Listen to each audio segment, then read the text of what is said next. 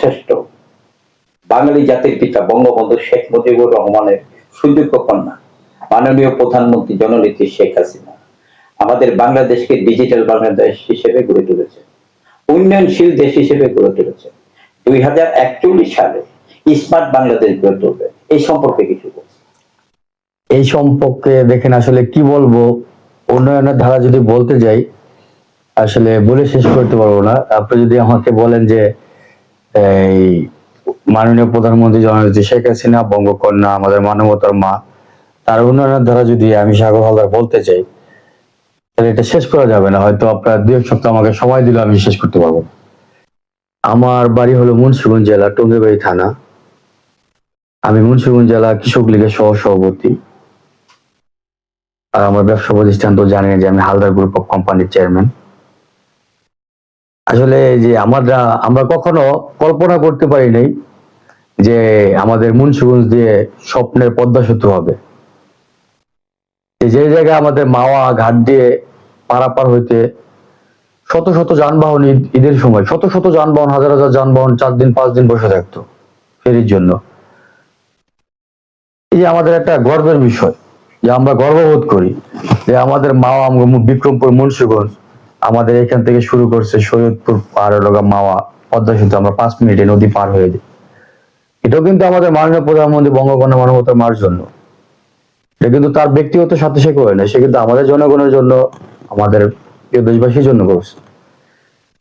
তারপর আসলে উন্নয়নের কথা কি বলবো, গেলে তো আপনি ডায়েরি নিলে নোট করে শেষ করতে পারবেন না, আপনি নিজেই ক্লান্ত হয়ে যাবেন। আমি বলতে বলতে আমি তো হব, আপনিও হবেন। যে আমাদের বঙ্গবন্ধু টানেল, তারপর আমাদের মাননীয় প্রধানমন্ত্রী যে বাংলাদেশে 560টা মডেল মসজিদ, আমাদের ইন্টারন্যাশনাল এয়ারপোর্ট, আমাদের এলিভেটেড হাইওয়ে এক্সপ্রেস, পারমাণবিক বিদ্যুৎ কেন্দ্র, আসলে দেখেন ইত্যাদি ইত্যাদি অনেকই আছে। এগুলো তো বলে শেষ করতে পারবো না। আমি আমার নিজের চোখের দেখা, আমার বয়স তো ওরকম বেশি না, আমি তরুণ প্রজন্মের। আমার নিজের চোখের দেখা 20-25 বছর আগে যেসব রাস্তা দিয়ে হেঁটে যেতে পারতাম না, কাদা পানি, গাড়ি যেত না, হাঁটতে গেলেও তো পড়ে যেতাম, আমার নিজের চোখের দেখা। তারপর এই সব জায়গায় এখন সেই সব রাস্তা দিয়ে গাড়ি চলে যায়, সেই সব জায়গায় বড় বড় বিল্ডিং হয়েছে, বড় বড় ফাউন্ডেশন হয়েছে। এগুলো সব কিন্তু আমাদের বঙ্গকন্যা মানবতার মার জন্য। আজকে সেই সব জায়গাটা পাকা রাস্তা, আর আমি গাড়ি নিয়ে চলে যাই। আমি সাগর হালদারি বাসা থেকে নামি, আমার ফ্লোরের নিচে গাড়ি থাকে, আইসা চলে আসি অফিসে, সেখানেও লিফটে উঠে যাই। যেসব রাস্তাঘাট আর কি হাঁটাই সম্ভব ছিল না। তো উন্নয়নের কথা তো এগুলো তো বলে শেষ করতে পারবো না।